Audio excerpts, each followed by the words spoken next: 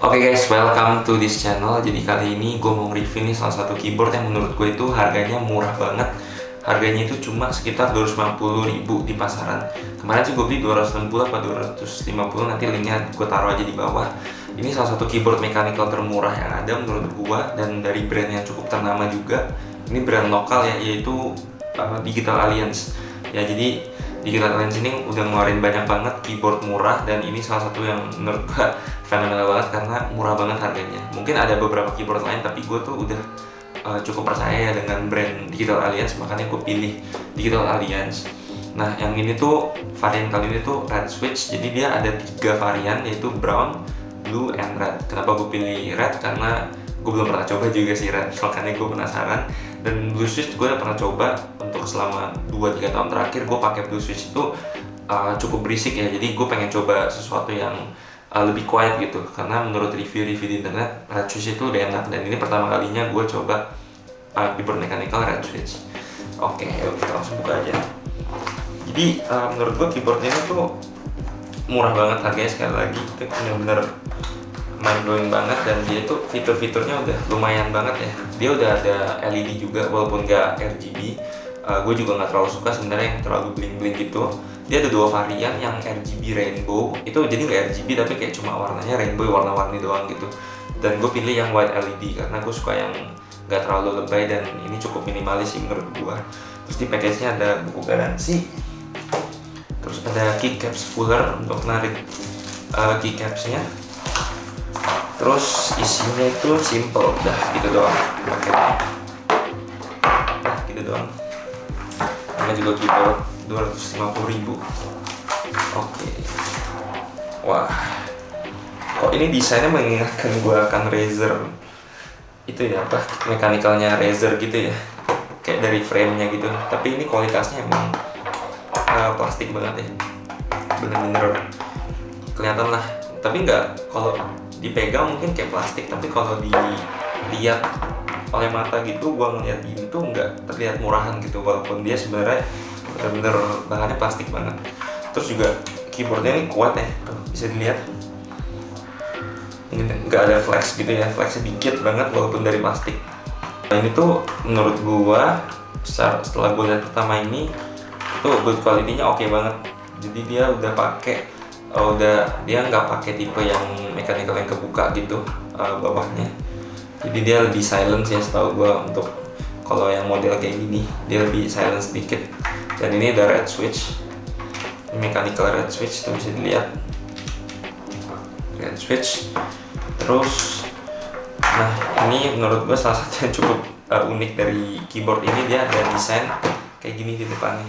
Nah ini tuh untuk apa? Ini untuk taruh smartphone. Nah jadi kalau kalian mau mungkin video call sama orang lain atau siapa gitu, nggak perlu pakai phone holder atau apa, kalian bisa langsung taruh di sini. Mungkin kalau mau streaming atau apa bisa juga sih, mungkin pakai HP sebenarnya kayaknya kalau niat gitu. Terus juga ini udah kabelnya itu udah braided, ini udah braided dan cukup fleksibel ya kabelnya. Coba kita buka dulu.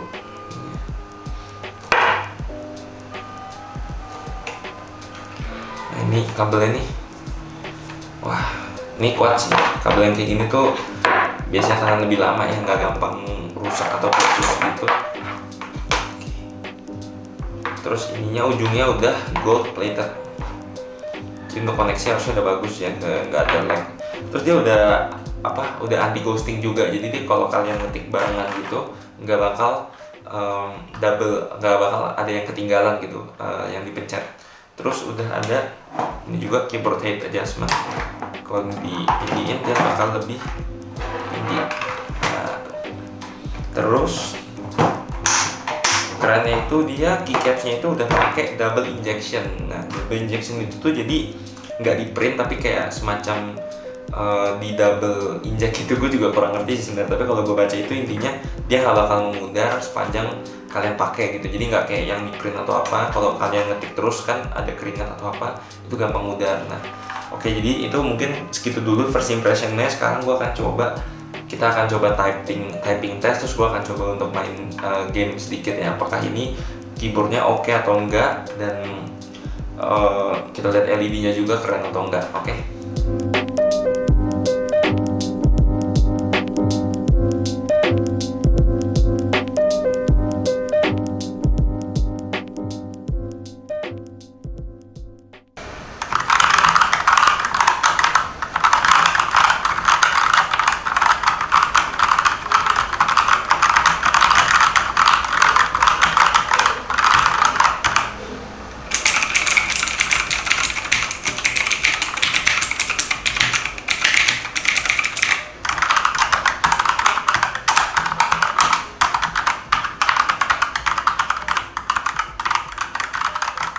Oke guys, jadi ini kita coba main game.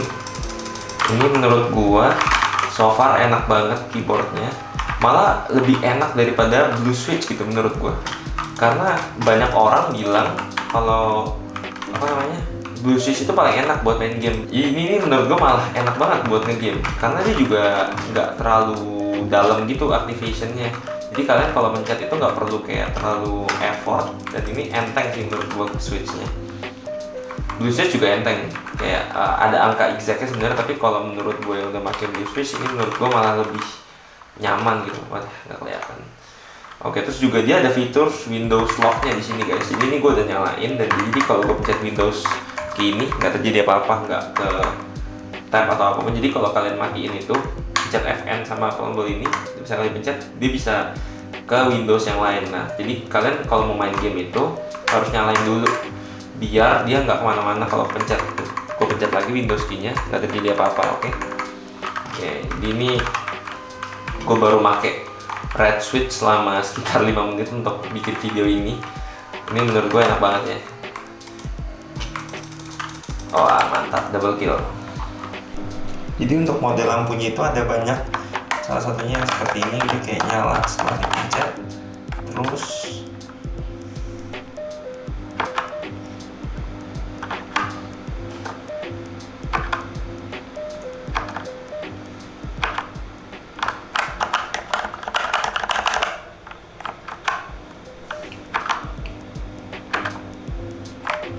oke guys, jadi tadi udah lihat kan gue gaming pakai keyboard ini gimana, dan udah ada typing soundnya. Kalian lebih tim biru apa tim merah? Kalau gue sih jujur setelah gue pertama kali pakai ini, gue langsung jatuh hati ke Red Switch karena suaranya itu nggak terlalu berisik, dan juga typing feel itu enak banget. Jadi dia lebih smooth gitu kalau dipencet daripada Blue Switch, karena Blue Switch kayak ada sedikit penahannya gitu. Jadi kalau ditekan itu agak susah gitu, bukan agak susah sih, kayak lebih berat sedikit kalau menurut gue.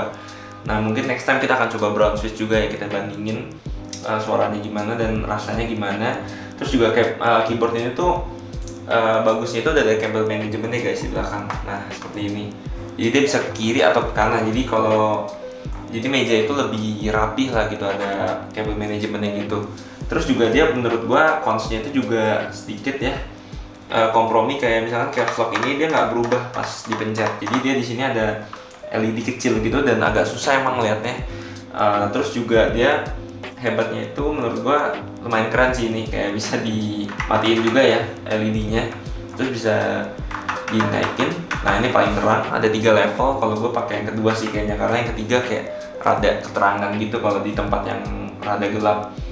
Oke, segitu aja mungkin reviewnya. Sorry kalau ada beberapa informasi yang kelewatan. See you on next video.